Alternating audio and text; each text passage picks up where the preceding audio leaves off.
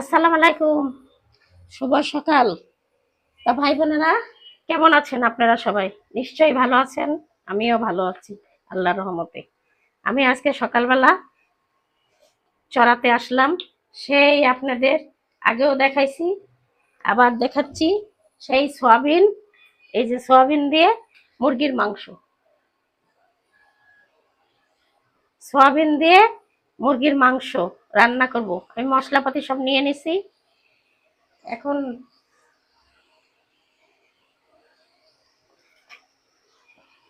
পেঁয়াজ দিয়ে দিছি, তেল দিয়ে দিছি। এখন আমি পেঁয়াজটা একটু ভাজি করে নিই। আমি সয়াবিন গুলো দিয়ে দিই। সয়াবিন গুলো তেলের মধ্যে ভেজে নিলে ভালো হয় ভাই বোনেরা। এই যে আমি সয়াবিনও দিয়ে দিলাম তেলের মধ্যে।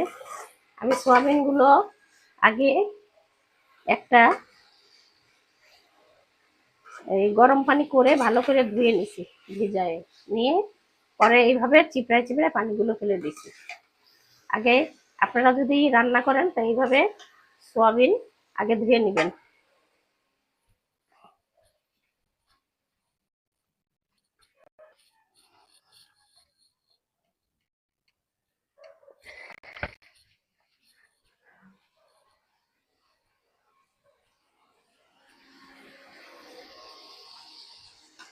সয়াবিন গুলো গরম পানি দিয়ে একটু ধুয়ে নিয়ে আর এই তেলের মধ্যে ভেজে নিলে ভালো হয়।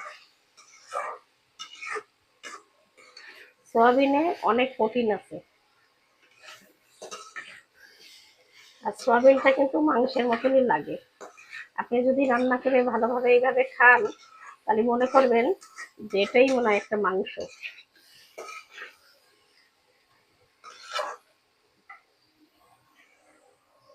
আমি আরেকটু নাই তেল দিই।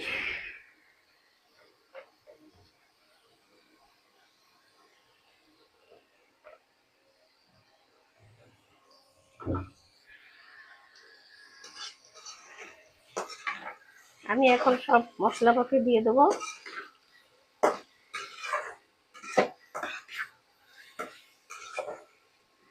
আমি এখন মশলাপাতি দেখেন, দারচিনি এলাচ নিয়ে নিছি, লং, তেজপাতা দিয়ে দিলাম। এখানে জিরার গুঁড়া, এখানে রাঁধুনির মুরগির মশলা, এখানে আপনি লবণ, মরিচের গুঁড়া, হলুদের গুঁড়া আমি সব একসাথে দিয়ে দিলাম।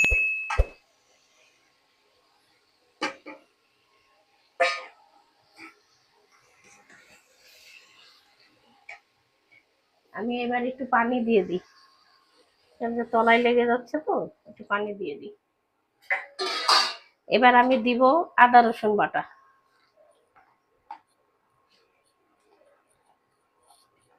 দিয়ে দিলাম একটু আদা রসুন বাটা।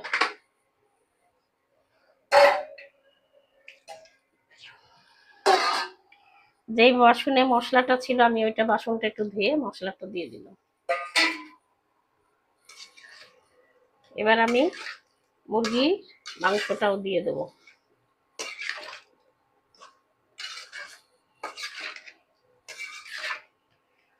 সয়াবিন অনেকে আবার আলু দিয়ে নিরামিষ তরকারি করে রান্না করে, কিন্তু আমি ওইটা আমার কাছে বেশি ভালো লাগে না।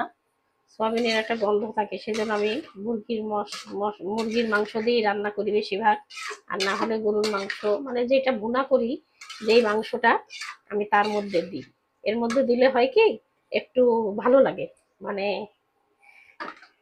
কষা কষা থাকে, তো এই জন্য ভালো লাগে, মনে হয় কি ওইটাও আমি মাংস খাচ্ছি এরকম। আমি এখন দিয়ে দিলাম মুরগির মাংসগুলো, ওর সাথে কষাই নেব।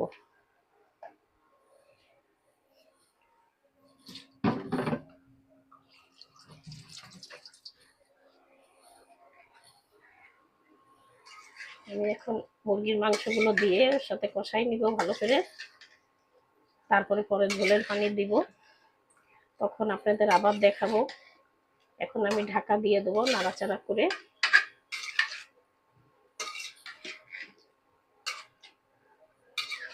আমার ওদিকে ভাত হয়ে গেছে আর নিরামিষের তরকারি হয়ে গেছে। আমি এখন এটা ঢাকা দিয়ে দিই। হতে থাক আস্তে আস্তে। আমি ঢাকা দেব। আমি এই যে ঢাকা দিয়ে দিলাম।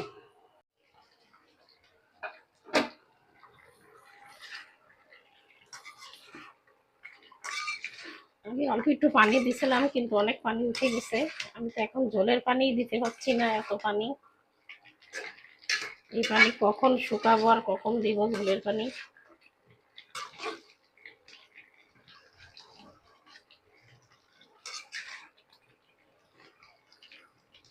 তাই এর মধ্যেই আমি অল্প একটু পানি দিয়ে দিই, একটু ঝোলের পানি দিয়ে দিই।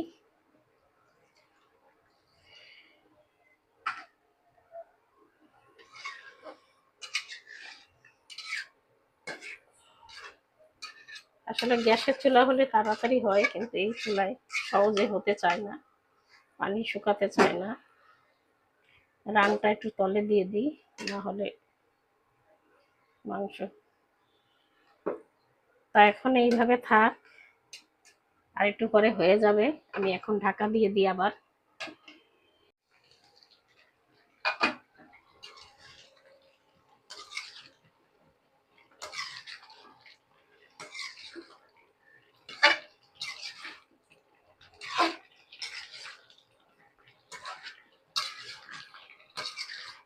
তো ভাই বোনেরা, আমার তরকারিটা হয়ে গেছে। আমি এখন এইটুকু ঝোল রাখবো, এতটুকু।